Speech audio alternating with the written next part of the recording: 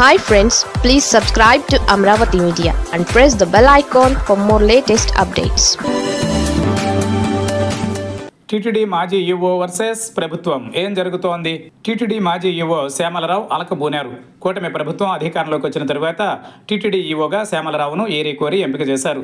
తిరుపతిలో తొక్కిసలాట సమయం నుంచి శ్యామలరావు బదిలీపైన చర్చ జరుగుతోంది. తాజాగా జరిగిన ఐఏఎస్ బదిలీలలో శ్యామలరావును టీటీడీ నుంచి తప్పించి సాధారణ పరిపాలనా శాఖ ముఖ్య కార్యదర్శిగా పోస్టింగ్ ఇచ్చారు. అయితే ఆ పోస్టులో చేరలేదు. తాజాగా 3 నెలల సెలవు కోరుతూ ప్రభుత్వానికి లేఖ సమర్పించారు.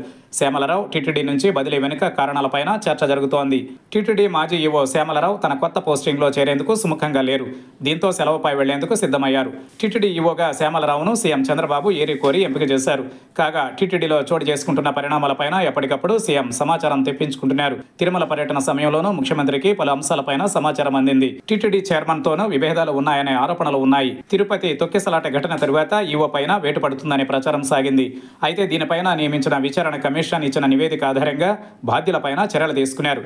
ఇప్పుడు ఈవోగా ఉన్న శ్యామలరావును తప్పించి ఆయన స్థానంలో అనిల్ కుమార్ సింఘాల్ను నియమించారు. కాగా శ్యామలరావు బదిలీ సమయంలో తనకు ప్రాధాన్యత కలిగిన పోస్టుకు అవకాశం ఇవ్వాలని కోరారు. దీనికి అనుగుణంగా ఆయన్ను జీఏడీ ముఖ్య కార్యదర్శిగా పోస్టింగ్ ఇచ్చారు. అయితే ఈ పోస్టులో చేరేందుకు శ్యామలరావు సిద్ధంగా లేరు.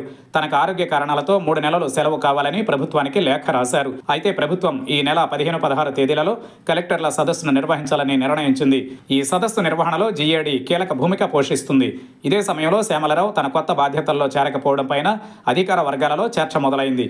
అదే సమయంలో గవర్నర్ స్పెషల్ సీఎస్గా నియమితులైన అనంతరాము, అటవీ శాఖ ముఖ్య కార్యదర్శిగా నియమితులైన దండే సైతం ఇంకా తమ బాధ్యతల్లో చేరలేదు.